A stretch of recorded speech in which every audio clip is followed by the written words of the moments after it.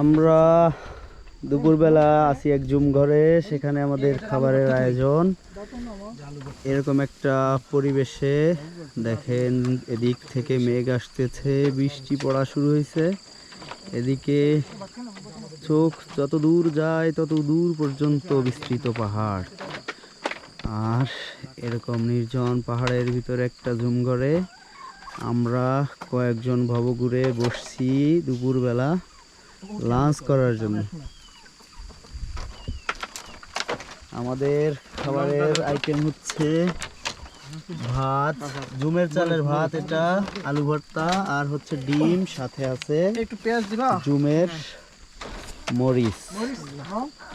জুমের কাঁচা মরিচগুলো কিন্তু অনেক বেশি ঝাল। এখন খেতে বসবো। বৃষ্টি চলে আসছে, এই বৃষ্টির ভিতরে বসে আমরা খাবো। আমাদের সবাই বসছে। খাবেন নাকি ভাই?